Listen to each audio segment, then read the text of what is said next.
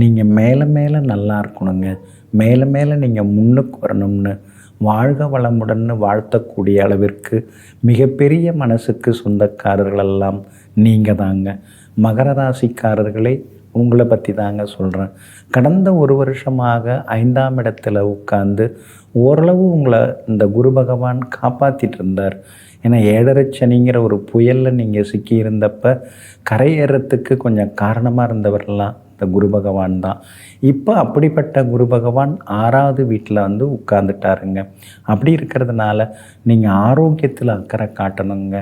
அதே மாதிரி அடிக்கடி எல்லார்ட்டையுமே வந்து நீங்கள் வெளிப்படையாக பேசுவீங்க. அதை முதல்ல மாற்றிக்கணுங்க. கொஞ்சம் கொஞ்சமாக சில விஷயங்களெல்லாம் நீங்கள் வந்து குறைச்சிக்கிறது ரொம்ப நல்லதுங்க.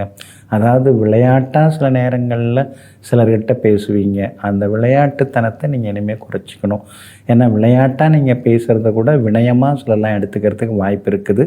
அந்த வகையில் கொஞ்சம் கவனமாக இருக்கிறது ரொம்ப நல்லதுங்க. மற்றபடி இந்த குரு பயிற்சியால் குடும்பத்தில் செலவுகள் இருந்துக்கிட்டே இருக்குங்க.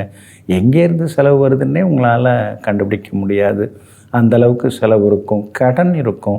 நல்ல கடனாக மாற்றுறதுக்கு நீங்கள் லோன் போட்டு ஏதாவது வீடு அது மாதிரி வாங்கிக்கிறது நல்லது. மாதமான இஎம்ஐ கட்ட வேண்டியதாக இருக்குதுன்னு சொல்லுவாங்க இல்லைங்களா, அந்த மாதிரி கட்டிக்கிட்டால் அது ஒரு சுபக்கடனாக மாறிடும்.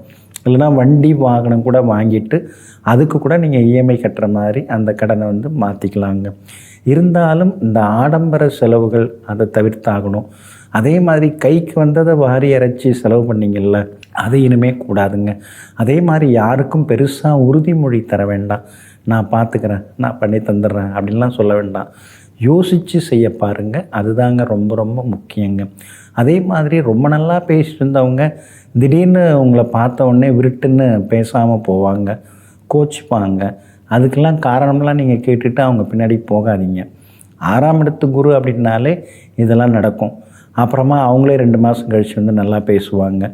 நல்லா பேசும்போது பேசிக்க வேண்டியதான், நல்லா பேசலைன்னா விட்டுற வேண்டியதான். அது மாதிரி இருக்க பாருங்கள். குடும்பத்தில் கணவன் மனைவிக்குள்ளார ஒரு புரிதல் இருக்கும். ஆனால் அதே நேரத்தில் சின்ன சின்ன விவாதங்கள் வந்துக்கிட்டே இருக்கும், சந்தேகங்களும் வந்துக்கிட்டே இருக்கும். பிள்ளைகளை விட்டு நீங்கள் பிரிகிற மாதிரி வரும். அதாவது உங்களை விட்டு பிள்ளைங்க பிரிவாங்க. படிப்புக்காக பிரியலாம், அல்லது வந்து உயர்கல்விக்காக பிரியலாம். அதுக்கான வாய்ப்புகள் இருக்குது. அப்படி இருக்கிறதுனால அது ஒரு நல்ல பிரிவு தான். அப்படி இருக்கிறதுனால நீங்கள் சந்தோஷமாகவும் இருக்கலாங்க.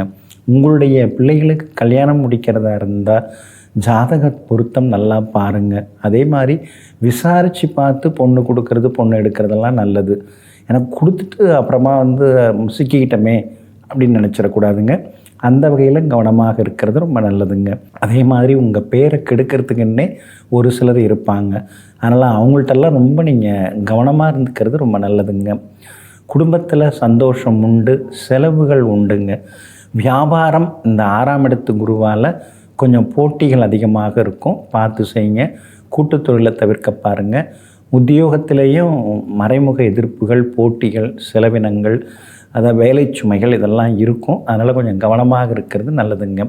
குரு பகவான் நடுவில் வந்து கொஞ்சம் அதிசாரத்தில் போகிறாருங்க. எப்படின்னா அக்டோபர் 18லேருந்து டிசம்பர் 5 வரைக்கும்.